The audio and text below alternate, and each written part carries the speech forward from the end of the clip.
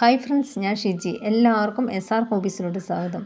ഇന്ന് ഞാൻ വന്നിരിക്കുന്ന ഒരു വെറൈറ്റി ആയിട്ടുള്ള ദോശയുടെ റെസിപ്പി ആയിട്ടാണ്. ഉഴുന്നോ ബേക്കിംഗ് സോഡയോ ഈസ്റ്റോ ഒന്നും ചേർക്കാതെയാണ് നമ്മൾ ദോശ തയ്യാറാക്കുന്നത്. അത് നല്ല പഞ്ഞിക്കെട്ട് പോലെയുള്ള ദോശ തന്നെയാണ് നമ്മൾ തയ്യാറാക്കുന്നത്. രാത്രിയിലാണ് നമ്മൾ തയ്യാറാക്കി വയ്ക്കുന്നത്. രാവിലെ ബ്രേക്ക്ഫാസ്റ്റിനാണ് നമ്മൾ റെഡിയാക്കുന്നത്. നമുക്കതിന് തയ്യാറാക്കാൻ വേണ്ടി ഞാൻ 2 നാഴി അരി എടുത്തിട്ടുണ്ട്. ഞാൻ ഒരു ബൗളിലോട്ടാക്കി കൊടുത്തിട്ടുണ്ട്. ഞാൻ ഉണക്കലരിയാണ് എടുത്തിരിക്കുന്നത്. നിങ്ങൾക്ക് ഈ സെയിം അളവിൽ പച്ചരി എടുത്താലും മതി. ഇത് നമ്മുടെ വീട്ടിൽ തന്നെ ഉള്ള നെല്ലായിരുന്നു.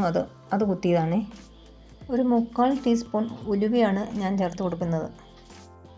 ഇതും കൂടെ ചേർത്ത് നന്നായിട്ട് തന്നെ നമ്മൾ കഴുകി കൊടുക്കണം. ഒരു 2-3 വട്ടം ഒന്ന് കഴുകിയതിന് ശേഷം ഈ വെള്ളത്തിൽ തന്നെയാണ് നമ്മൾ അരച്ചെടുക്കുന്നത്. ഏകദേശം ഒരു 5 മണിക്കൂർ നമ്മൾ കുതിരാൻ വേണ്ടി മാറ്റി വയ്ക്കണം.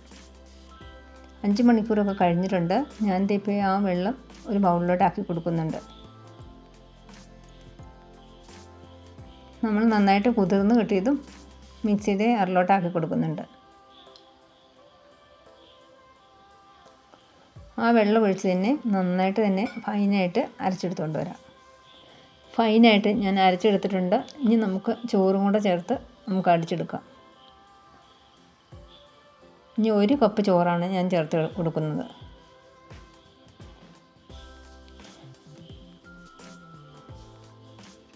ഇത് നന്നായിട്ട് തന്നെ മൊത്തത്തിൽ അരച്ചെടുത്ത് നന്നായിട്ടൊന്ന് മിക്സ് ചെയ്ത് കൊടുക്കുന്നുണ്ട്. നമ്മൾ കൈ വെച്ച് ഒന്ന് മിക്സ് ചെയ്ത് കൊടുക്കുമായിരിക്കും കൂടുതൽ നല്ലത്. നാച്ചുറലായിട്ട് പൊങ്ങി വരാൻ അതാണ് നല്ലത്. പണ്ടുള്ളവരൊക്കെ അങ്ങനെയാണ് ചെയ്തിരുന്നത്. പലർക്കും ഒരു തെറ്റായ ഒരു ചിന്തയുണ്ട്, കൈയൊക്കെ വെച്ച് അങ്ങനെ മിക്സ് ചെയ്യുമ്പോൾ. അങ്ങനെ അതിൻ്റെ ഒന്നും ആവശ്യമില്ല. നന്നായി കഴുകിയതിന് ശേഷം കൈവച്ച് തന്നെ ഒന്ന് മിക്സ് ചെയ്ത് കൊടുക്കുകയാണെങ്കിൽ പൊങ്ങി വരാൻ എളുപ്പമായിരിക്കും. ഇതിപ്പോൾ രാവിലെ ആയിട്ടുണ്ട്. അത്യാവശ്യമൊക്കെ പൊങ്ങി കിട്ടിയിട്ടുണ്ട്. എയർ ബബിൾസൊക്കെ കാണാം. നിങ്ങൾക്ക് കാണാൻ പറ്റുന്നുണ്ടോയെന്ന് അറിയത്തില്ല. ആവശ്യത്തിന് ഉപ്പും കൂടെ ഞാൻ ചേർത്ത് കൊടുത്തിട്ടുണ്ട്. എന്നിട്ട് നന്നായിട്ട് തന്നെ മിക്സ് ചെയ്ത് കൊടുക്കാം. നന്നായിട്ട് തന്നെ നമ്മൾ ഉഴുന്നൊക്കെ ചേർത്തോളം തന്നെ പതഞ്ഞ് പൊങ്ങി തന്നെ കിട്ടിയിട്ടുണ്ട്. പിന്നെ നിങ്ങൾ കണ്ടുകൊണ്ടിരിക്കുന്നതിൻ്റെ ഇടയ്ക്ക് വീഡിയോ നിങ്ങൾക്ക് ഇഷ്ടപ്പെട്ടാൽ നമ്മുടെ വീഡിയോയ്ക്ക് ഒരു ലൈക്ക് തരാനും സബ്സ്ക്രൈബ് ചെയ്യാനും മറക്കരുത്. ഇപ്പോൾ തന്നെ റെഡിയാക്കി എടുക്കാം. അതിനുവേണ്ടി ഇതേ ദോശക്കല്ല ഞാൻ എടുത്തേക്കണം. അതിൽ ചെയ്യുമായിരിക്കും കൂടുതൽ നല്ലത്. ഒരു തവി മാവ് ഞാൻ ഒഴിച്ചു കൊടുത്തിട്ടുണ്ട്. ജസ്റ്റ് ഒന്ന് പരത്തിയെടുത്താൽ മതി. ഒത്തിരി അങ്ങ് നൈസാക്കി പരത്തിയെടുക്കണ്ട കേട്ടോ.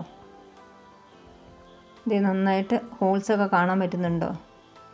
ഹോൾസൊക്കെ 2 മിനിറ്റ് കഴിയുമ്പോൾ നന്നായിട്ട് ഹോൾസൊക്കെ വരും. അന്നേരം നമുക്കൊന്ന് മൂടി വെച്ച് കൊടുക്കാം. നമുക്ക് വേണമെങ്കിൽ ഒന്ന് തിരിച്ചിട്ട് കൊടുക്കാം. ഞാൻ ജസ്റ്റ് ഒന്ന് തിരിച്ചിട്ട് കൊടുക്കുന്നുണ്ട്.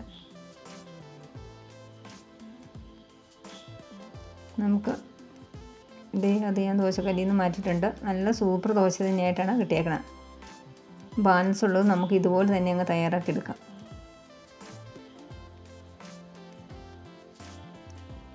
നല്ല പഞ്ഞി പോലത്തെ ദോശ തന്നെയാണ് നമ്മൾ തയ്യാറാക്കിയത്. നമ്മൾ ഇതിനകത്ത് കോക്കനട്ട് ഒന്നും ചേർത്തില്ലെങ്കിലും നല്ലൊരു സൂപ്പർ ടേസ്റ്റ് തന്നെയാണ്.